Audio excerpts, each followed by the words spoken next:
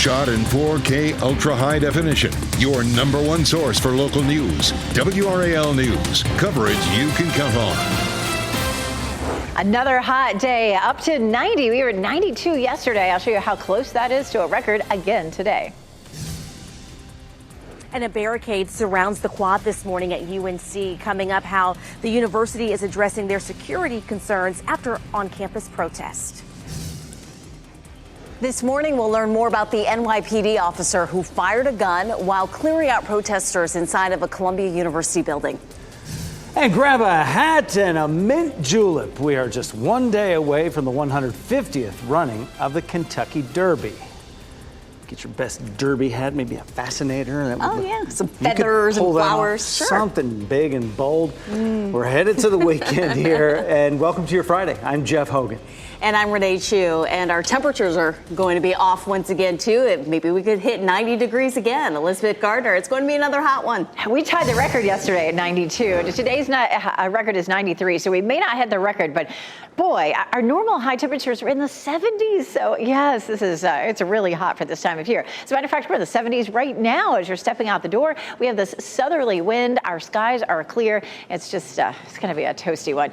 71 in Durham, a little cooler in Roxborough at 59, 66 in Fayetteville, and 64 degrees in Goldsboro. Taking a look at our forecast hour by hour. By lunchtime, we're already in the mid 80s. And again, mid to late afternoon, we top out at 90 degrees. Now, today stays dry, but we do still have rain in the forecast for the weekend, Saturday and Sunday, even Monday, Tuesday and Wednesday. So obviously we're working into a wetter pattern. We'll go over the timeline for the rain for the weekend coming up. We do need that rain. All right, Elizabeth, thank you. New this morning, investigators are working to learn the cause of a fire that caused major damage to a Fayetteville home. A fire broke out at a home on Trade Street about 12:45 this morning. Responding firefighters were able to quickly bring that fire under control. There are no reports of any injuries. Right now, barriers are up on UNC's campus after recent protests. That's where WRAL's Kelsey Coffey joins us live from this morning. Kelsey, the barriers are just one of the safety measures students are noticing on campus. Renee, they are. So barricades are surrounding the quad this morning at UNC. Those barricades are about 12 feet high, and they wrap about a half a mile long around the quad. So these barricades came up after protesters removed the American flag yesterday, then replaced it, or rather Tuesday, then replaced it with the Palestinian flag, causing the police to step in. The university closed the Campus Y building yesterday. It's a resource hub for students that includes a student-ran coffee shop. It also was the place where protesters stored many of their items. The Y has been here for 160 years. And they also just do a lot of things for students. There's a food pantry in there. It's where the protest. UNC did release a statement about the Y's closure. They say that they did that for safety reasons, and there's no timeline just yet on when it could reopen. Kelsey Coffey, WRAL News, live in Chapel Hill. A major road near Lewisburg is back open this morning after a crash left one person dead and another badly hurt. The two-car crash happened on US 401 right near Herman Kemp Boulevard. This was just before 9 last night. The road was closed until after 1 this morning. As crews work to clear that scene, we're working to learn the names of the people involved. This morning, a memorial service is happening for the Charlotte police officer killed in Monday's shooting. Governor Roy Cooper plans to attend the service for Officer Joshua Iyer. He is one of 4 law enforcement officers who died in the shooting. His service is scheduled for 10 this morning in Charlotte. It will be streamed live online. A memorial service for Officer Alden Elliott will be held next week. His body was escorted yesterday from Charlotte to Catawba County, where his family lives. Elliott was one of 4 officers killed in Monday's shooting in Charlotte. He was a Marine and served 14 years with the North Carolina Department of Adult Correction. He is survived by his wife and 12-year-old son. This morning, we will learn more about the incident at Columbia University's Hamilton Hall. That's where a New York police officer reportedly fired shots while trying to clear protesters out of that building. The NYPD will hold a news conference this morning. No one was injured in this. Officials say the officer was trying to use a flashlight attached to his gun at the time, but instead he fired a single shot that hit a frame on the wall. Officials say there were other officers, but no students in the immediate vicinity at the time. TSA officials are urging passengers to check their carry-on luggage before going through security. They say they've recovered an alarming number of guns. TSA screeners recovered 33 guns, 32 of them loaded so far this year at RDU checkpoints. While the number is up, TSA believes the increase in gun recoveries is because an increase in overall traffic through the airport, and it's largely accidental. Always kind of perplexes us, too, that people say that they forgot the firearm is in there. We're going to be screening tons of passengers, so we're trying to get the word out that you can travel with a firearm. You just got to do it the right way. TSA says you can travel with a firearm, but it has to be packed, unloaded in a hard-sided case and declared with a ticket agent before passing through security. 2 officers with the Clinton Police Department will not face criminal charges for killing a suspect. The officers were called to an apartment on Dogwood Circle in October. A woman called 911 saying she had been assaulted by a man with a gun. A report shows officers found that person, Deshaun Casey, hiding in a closet. When they opened the door, he pointed his gun at them, and officers fired 27 shots, hitting him 3 times. The district attorney says the perceived threat justified their actions and the number of shots was not excessive. The officers' names were not released. Yesterday concluded day 10 of Trump's hush money trial with new evidence shown to jurors. Keith Davidson appeared as a witness again yesterday. He was the lawyer for Stormy Daniels, who negotiated her hush money deal. Then jurors were played audio recordings of phone calls between Trump's former lawyer, Michael Cohen, and others, including Davidson. Davidson testified that he never dealt directly with Trump, only Michael Cohen. Cohen is expected to take the stand later in the trial. Additionally, the prosecution is asking for more fines as Trump continues to comment on the case, violating his gag order. The judge did not rule on the latest accusation of 4 new violations. The trial continues today, but it's expected to wrap up early for the weekend. A bill that'll force sheriffs in North Carolina to cooperate with immigration officials is getting closer to becoming law now. The bill is moving to the House for a final vote after the state Senate approved it yesterday. It requires sheriffs to check the immigration status of anyone charged with a violent crime and honor voluntary ICE detainers for 48 hours. It also gives the state attorney general the power to enforce the law. Job seekers, print your resumes. Today and tomorrow, Raleigh Water is hosting a job fair. They have careers available in a wide range of disciplines, including finance, communications, maintenance, and water treatment. The event runs from 8:30 this morning until 4 p.m. today and 10 to 2 tomorrow at the Lake Woodard Annex facility. They're doing on-site interviews, taking questions about the work they do to bring water to more than 600,000 people in and around Wake County. Today, former U.S. Attorney General Loretta Lynch will deliver the keynote address at North Carolina Central School of Law hooding ceremony. She was the first African-American woman to hold the post. Today's ceremony is at 4 p.m. It's also a big day for thousands of students at East Carolina University. It's holding its spring commencement today. It's at 10 o'clock at Dowdy-Ficklin Stadium. New York Giants head athletic trainer Ronnie Barnes is the keynote speaker. Tomorrow, people here in the Triangle will unite in the fight against breast cancer. This year's Triangle Race for the Cure is tomorrow at Research Triangle Park. Lena Tillett and meteorologist Mike Mays will be there. WRAL is a proud sponsor. There's still time to join or donate to Team WRAL. Visit WRAL.com, search Komen to learn more. Coming up on 20 minutes before 5 on your Friday morning, scary moments for a dog and its owner when a pet was chased by a coyote.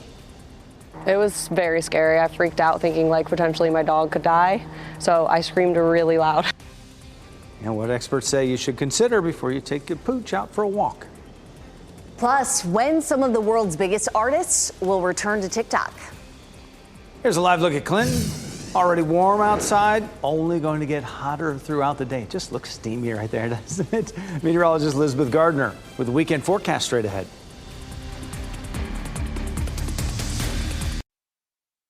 From the WRAL Severe Weather Center, North Carolina's most experienced team of meteorologists. It is 4:42, and we take a look at a warm start this morning. 66 in Wilson, 71 right now in Durham, 66 degrees in Fayetteville. Our skies are clear right now, but we will see some increase in our cloud cover later this afternoon. Of course, I'm tracking a front that arrives just in time for the weekend. Once that front sets up shop, we're going to actually move into a much wetter pattern, and it has been awfully dry. We're going to take a look at how far behind we are for the month of April coming up in just a little while. 63 in Lewisburg right now, 66 Fayetteville, 63 South Hill, 66 degrees in Rocky Mount. So it feels pretty pleasant out there this morning, actually. Our dog walking forecast, pretty comfortable now, but we're going to hit 90 again today. We were at 92 yesterday. We'll hit 90 this afternoon. So we're talking about your evening walk with temperatures in the 80s. Elizabeth, thanks. People who live in Houston were told to be ready to stay put for days after heavy rain caused major flooding. Some towns got close to 12 inches of rain yesterday. Flooding closed roads and flooded homes and cars. Crews also rescued a few people from the water.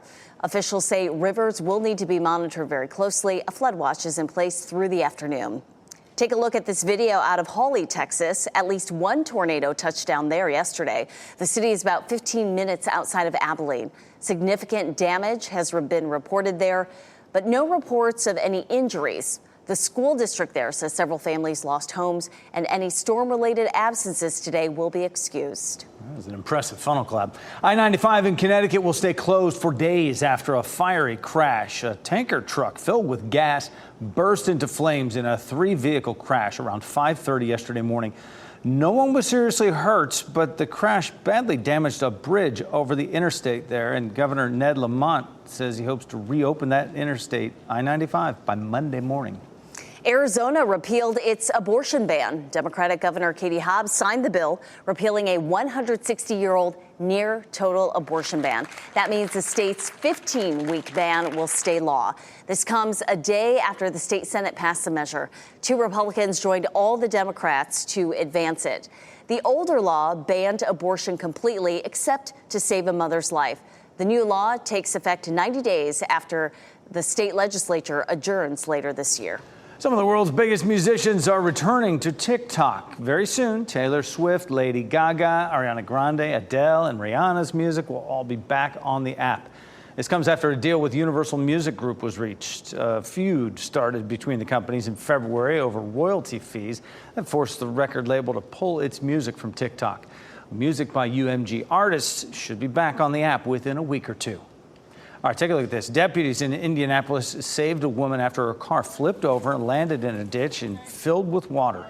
Deputies and firefighters had to remove their own personal safety equipment to get close enough to that vehicle and break the window. From there, they pulled the woman out. She was taken to the hospital with minor injuries.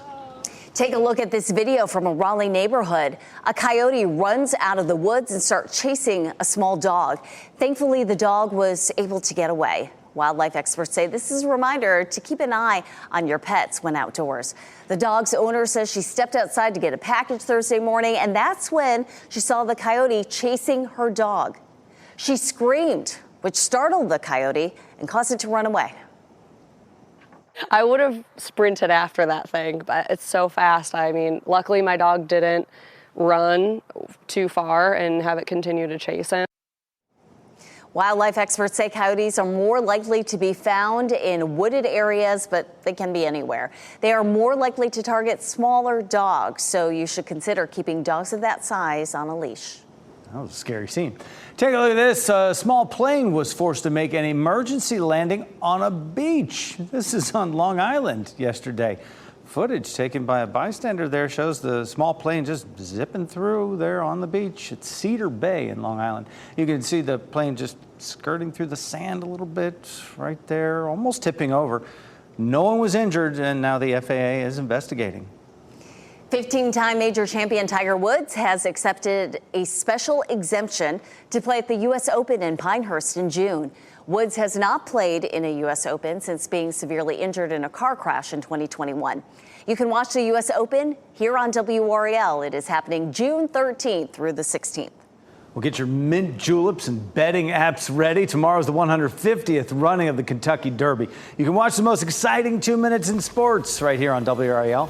We will have coverage from 2:30 in the afternoon until 7:30. Also this morning on Today, Dylan Dreyer and Mike Tirico will be live from Churchill Downs with a preview of the big race. All you need to know to get yourself ready for the Run for the Roses this morning at 7 on Today. An exciting weekend ahead with lots of festivals and a little cool down as well. Meteorologist Elizabeth Gardner in the WRAL Severe Weather Center. We just have to get through one more 90-degree day.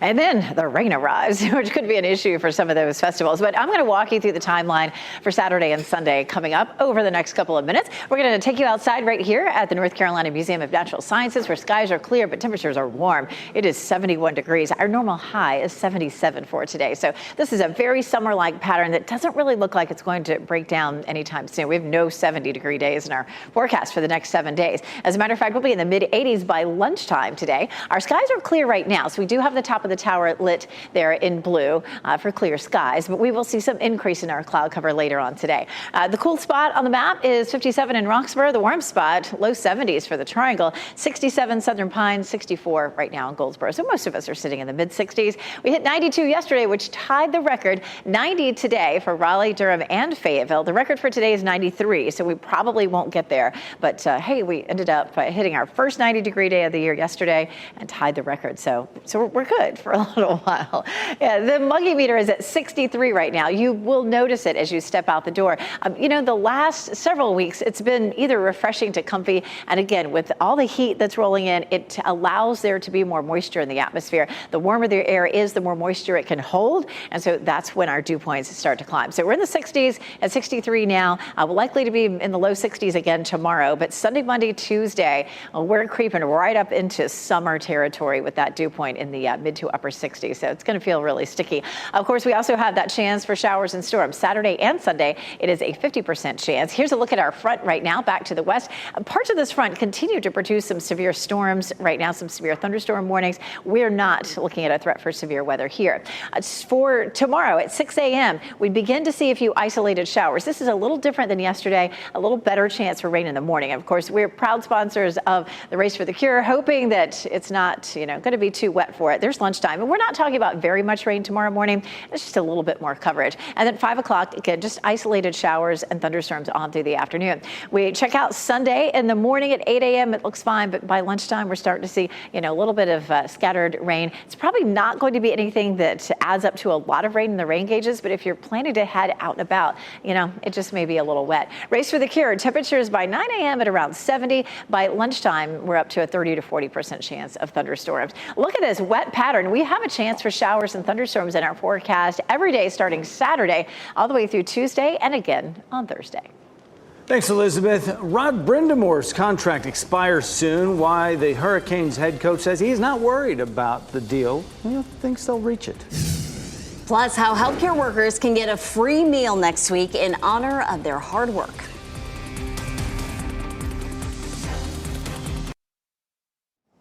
Today, we have a first look at 2 upcoming Netflix projects. And Nick Jonas and Paul Rudd go head-to-head. Here's Ashley Dvorkin with the Hollywood Nation.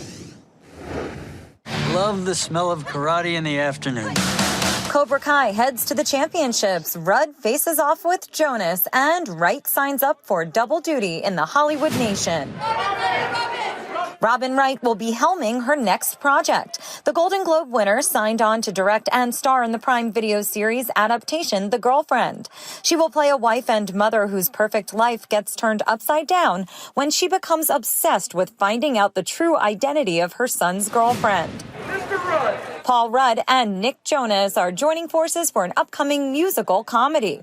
According to Deadline, the duo will star in Power Ballad, a film about a wedding singer and a rock star battling over a song. Tell your mom what you're working on, kid. His name is Eric. Benedict Cumberbatch becomes unhinged in today's first looks. Netflix released the trailer to its upcoming miniseries, Eric. Cumberbatch plays a 1980s New York puppeteer who becomes distressed and volatile while searching for his 9-year-old son who disappeared on his way to school. The emotional thriller starts streaming May 30th. No mercy. The streamer also teased the 6th and final season of Cobra Kai. Picking up where season 5 left off, the final chapter follows the senseis and students preparing to compete in the Karate World Championships. The Karate Kid spin-off series will be split into 3 parts, with the first premiering July 18th, followed by the second half November 24th, and final event in 2025. That was Ashley Dvorkin reporting. Hurricanes head coach Rod Brindamore said he wants to stay with the team long term. This is all coming out as reports have surfaced saying he may be looking for a new job because his contract expires after this season. Brindamore talked about it during a news conference yesterday. He said he fully expects to stay in Raleigh. He's working with general manager Don Waddell to make that happen. Yeah, I had a great conversation yesterday with Don and then again this morning, and I feel really good. Maybe we'll figure it out quickly, and yeah, I'm not concerned. Waddell says he believes Brindamore wants to be a Hurricane for life. The Carolina Hurricanes goalie is among the finalists for one of the top awards in pro hockey. Freddie Anderson is one of 3 players in the running for the Bill Masterton Trophy. Every year, the award goes to the player who best exemplifies the qualities of perseverance, sportsmanship, and dedication to hockey. Anderson missed 49 games this year because of a blood clotting issue. He is now back in the net for the Canes Stanley Cup run. Durham Public School System has named its Teacher of the Year. Hillside High's First Sergeant Jeffrey Matthews was awarded that honor. Matthews is a retired Army veteran from Anger and is a Junior Reserve Officers Training Corps instructor. As Teacher of the Year, he received lots of goodies and was even surprised with a brand new car. Congratulations to him. Yeah, awesome news. If you're a healthcare worker, Chipotle wants to give you a free lunch. Chipotle is honoring 100,000 healthcare workers with gift cards for free burritos. You can go to healthcare.chipotle.com and enter for a chance to win one. If you win and verify your status as a healthcare worker, you'll get your online gift card on May 13th. Dozens of people have been arrested in Oregon after police removed protesters from the library at Portland State University. Plus, a neighborhood in New Jersey is out of their homes after a home exploded, killing a retired police officer and injuring his son.